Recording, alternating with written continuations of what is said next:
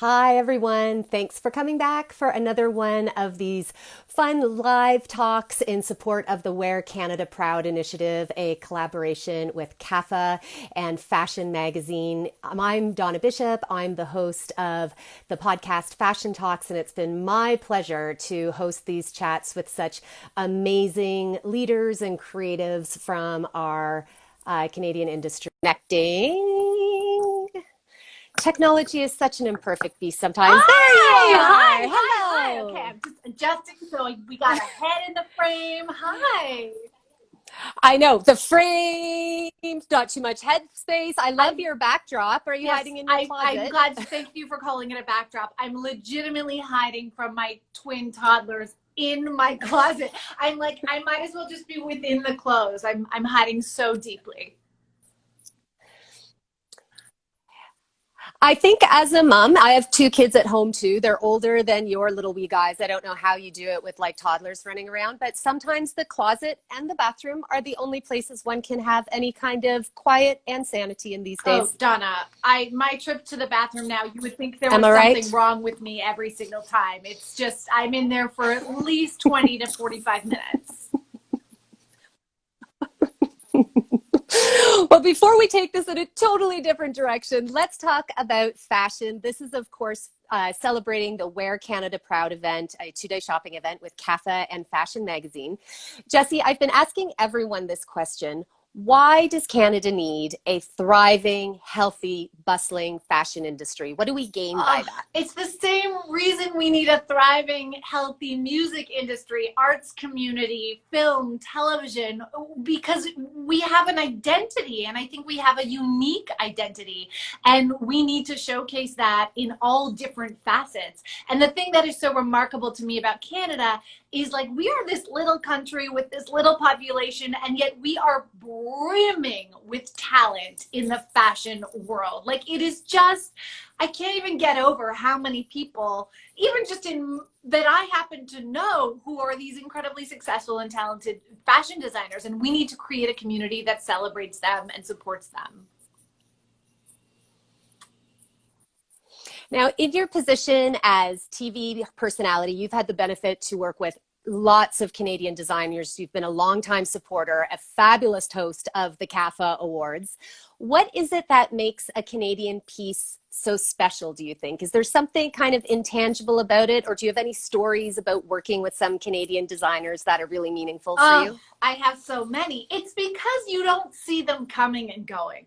Canadian designers truly, truly are doing it. And like, I'll just say it, it is not, you know, when you think of a Canadian designer and you think of like a super successful, a Greta or like they're working their asses off. So Canadian designers have to work, you know, Yes. it's the same as Canadian anybody. We have to work 10 times as hard. And so what they're putting out in the world is always special. I mean, it has to be. I am wearing a dress that, because of this whole lockdown, I have not been able to prance around like I would like to. So I wore it for you by Eliza Faulkner. There, I mean, Thank you. Oh, love love her. her.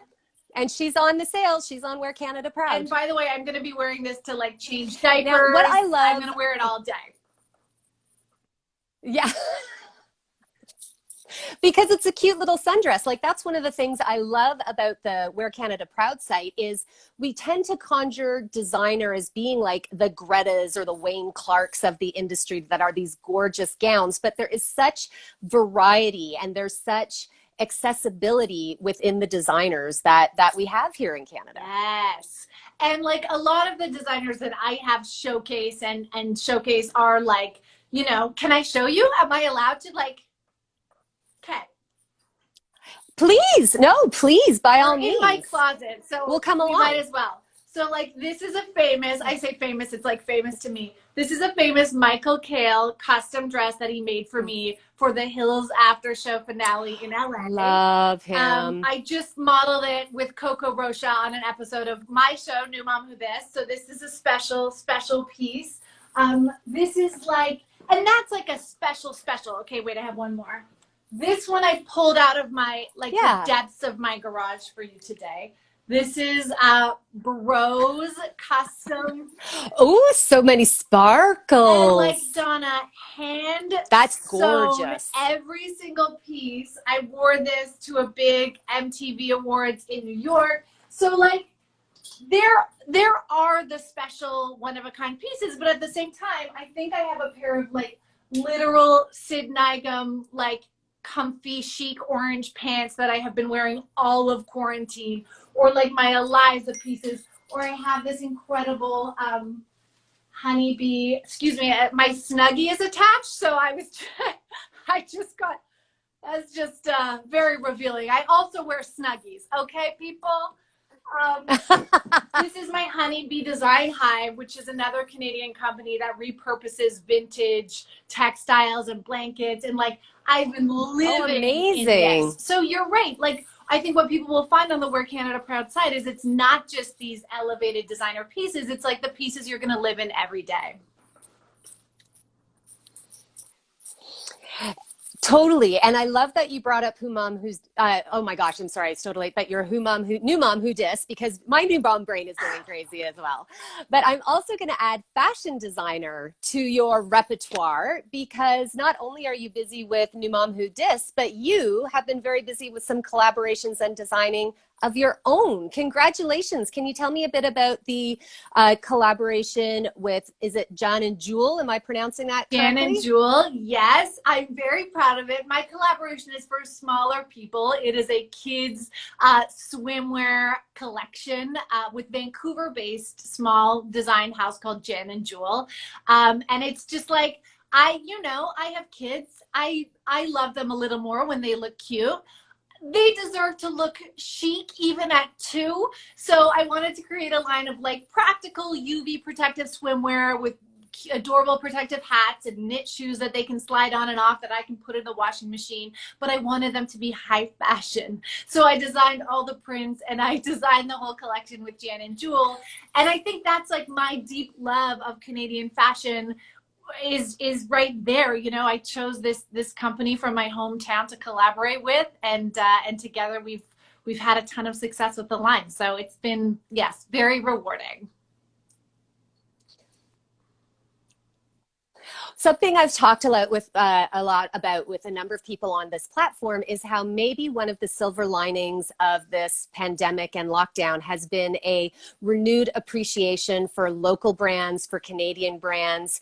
Do you find that that's something you're thinking a little bit more about, or as a mom, has it even inspired you a little bit more to think about supporting local businesses? Oh my gosh, 100%. And this just goes to like, you know, the bakery on the corner that like, I would always just pick up my bread at the supermarket, but now I will make a trip to make sure that this bakery is still, you know, in business and thriving. And yes, that has totally translated to my life, especially as a mom.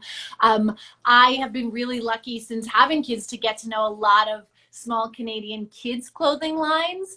And I'm just gonna like shout out some of my favorites here, and like please tag them, because do it. They're so special, and they're all, you know, run by women and moms. I like Mini Mioche, O's and Oaks, Plume Kids, Jan and Jewel, oh God, I'm missing so many. There are so many incredible Canadian companies that I like exclusively dress my kids in. And so I encourage parents to check them out, especially now when like they need the support. Well, and I know you're based down in LA, coming from sunny California. So I want to ask you, is there the love of Canadians down there in terms of Canadian fashion that there is around, like, say, music or literature? Are people starting to be aware of what we have to offer from a fashion world down there? You're asking me, are Stephen and Kirk of Greta Constantine the Drake of fashion? And unfortunately, yeah, to me they are. Yeah. Give them time. They should be. Yes, I mean, absolutely. They are becoming. No, in fact, and I am like such an annoying Canadian flag waving Canadian living in the United States, because any topic of conversation, especially now, that comes up, I will be the first person to tell you, well, I'm Canadian and in Canada. And I do that with designers too. Like, I'm usually wearing something Canadian. Like I always have my Jenny Bird, you know, so anytime I get a compliment, I shout out my Canadian designers, and I will stand there with an American stranger and force them to find that designer on Instagram before I walk away. Like I am very proud. Wear Canada Proud is really sort of applicable for me here living in the US. And I do hope that one day the Sid Nigams, the Michael Kales, the Greta Constantines are like the Drake and the Celines of the US in fashion. They deserve to be. Well, all we can do is be cheerleaders and do our parts, and you are using your Canadianness in the U.S. powers for good, Jessi Cruickshanks. Thank you so much for being a champion of the industry and of taking the time to talk to me about Wear Canada Proud. And hopefully things will open up and we'll be able to see you at the CAFAs and at events here in Toronto sometime soon too. I mean, baby steps. I'm just hoping things will open enough so that I can prance through some kind of a park or beach or field in this gorgeous Eliza Faulkner. Thank you, Donna. Looking forward to it. Take care, Jessi. Thank you so much. Bye. Bye.